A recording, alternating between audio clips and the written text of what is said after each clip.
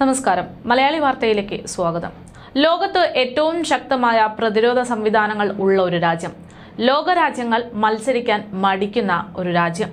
അതാണ് മോദി ഭരണത്തിന് ശേഷം പലപ്പോഴും ഇന്ത്യയെക്കുറിച്ച് പലരും പറയാറുള്ളത്. ഒരു ഇന്ത്യൻ പൗരൻ എന്ന നിലയ്ക്ക് അഭിമാനിക്കാവുന്ന ഒരു അവകാശവാദം തന്നെയായിരുന്നു അത്. എന്നാൽ ഈ കഴിഞ്ഞ ദിവസത്തിൽ ഇന്ത്യയോട് ട്രംപ് കാണിച്ച നടപടി വലിയ ചോദ്യചിഹ്നമായി അവിടെ അവശേഷിക്കുകയാണ്.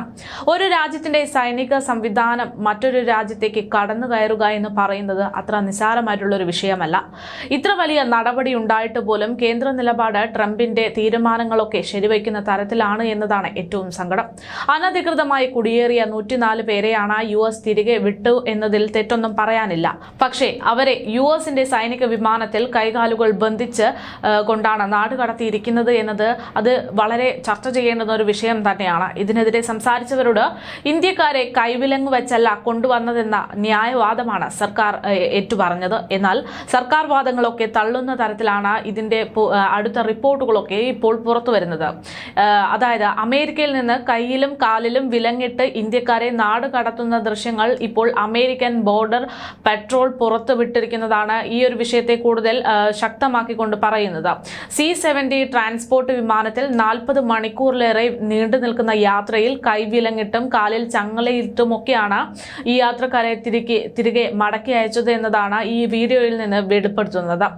ഈ കാര്യങ്ങളൊക്കെ ശരിവെക്കുന്ന തരത്തിലാണ് യാത്രക്കാരനായിരുന്ന ജസ്പാൽ സിംഗ്, ഹർവീന്ദർ സിംഗ് എന്നിവർ പോലുള്ളവരൊക്കെ പ്രതികരിച്ചതും. അനധികൃത കുടിയേറ്റക്കാരായ ഇന്ത്യക്കാരെ സൈനിക വിമാനത്തിൽ തിരിച്ചയക്കാനാണ് എന്നൊക്കെ പറഞ്ഞ അമേരിക്ക അവകാശപ്പെട്ടുകൊണ്ടാണ് ഇവരെ പുറത്തുവിട്ടത്. ഇതിന്റെ ദൃശ്യങ്ങൾ ഇപ്പോൾ അമേരിക്കൻ ബോർഡർ പട്രോൾ ദൃശ്യങ്ങൾ പുറത്തുവിടുകയാണ്. ഈ ഒരു സാഹചര്യത്തിലൊക്കെ ഇന്ത്യയും അമേരിക്കയും തമ്മിലുള്ള ബന്ധത്തിൽ വിള്ളൽ വരുന്നു എന്നുള്ളതാണ് യാഥാർത്ഥ്യം. കൈവിലങ്ങും കാലിൽ ചങ്ങലയുമായി നടന്നു പോകുന്ന ഇന്ത്യക്കാരെയാണ് ഈ ദൃശ്യങ്ങളിലൊക്കെ കാണിക്കുന്നത്. ഡൊണാൾഡ് ട്രംപ് ഉപയോഗിക്കുന്ന ഇന്ത്യൻ ഏലിയൻസ് എന്ന വാക്കാണ് ബോർഡർ പട്രോളും ഉപയോഗിച്ചിരിക്കുന്നത്.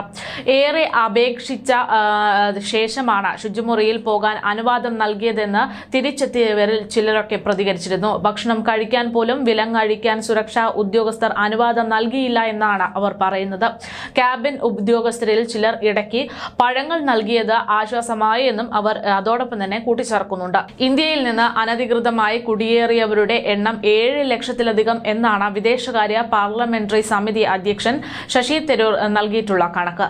1,70,000 ഇന്ത്യക്കാരാണ് അതിർത്തിയിൽ പിടിയിലായത് എന്നും തരൂർ വെളിപ്പെടുത്തിയിരുന്നു. ഇന്ത്യക്കാരെ മനുഷ്യത്വരഹിതമായി അമേരിക്ക നാടുകടത്തിയിട്ടുള്ള വിഷയത്തിൽ പാർലമെന്റിൽ അതിശക്തമായിട്ടുള്ള പ്രതിഷേധമടക്കം നടക്കുകയുണ്ടായി.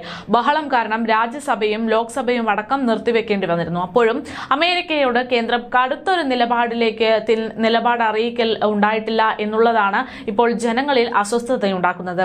കാരണം ചരിത്രത്തിൽ ആദ്യമായിട്ടാണ് ഇന്ത്യൻ കുടിയേറ്റക്കാരെ സൈനിക വിമാനത്തിൽ തിരിച്ചയക്കുന്നത്. സൈനിക പ്രതിരോധ ശേഷി അതിശക്തമായ ഒരു രാജ്യത്തേക്ക് എന്തിനായിരുന്നു ഇത്തരം ഒരു കടുത്ത നടപടി എന്ന ചോദ്യത്തിന്റെ പ്രസക്തി ഇവിടെയാണുള്ളത്.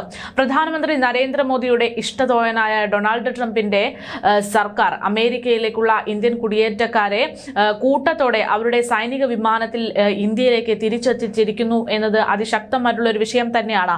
US കഴിയുന്ന 18,000-ലധികം ഇന്ത്യക്കാരിൽ ആദ്യ സംഘത്തെയാണ് ഇത്തരത്തിൽ തിരിച്ചെത്തിച്ചത് എന്ന തരത്തിലുള്ള റിപ്പോർട്ടുകളൊക്കെ പുറത്തു വന്നിരുന്നു. അതായത് ഇനിയും ആളുകൾ രാജ്യത്തേക്ക് തിരികെ എത്താനുണ്ട് എന്ന് തന്നെ വേണം പറയാൻ. ഇനി അവരെ സൈനിക വിമാനത്തിൽ തന്നെ, അതായത് ഇപ്പോൾ നടന്ന അതേ രീതിയിൽ തന്നെ ആയിരിക്കുമോ എത്തിക്കുക എന്ന കാര്യത്തിലൊക്കെ ആശങ്ക നിൽക്കുന്ന ഒരു സാഹചര്യമാണ് ഇപ്പോഴുള്ളത്.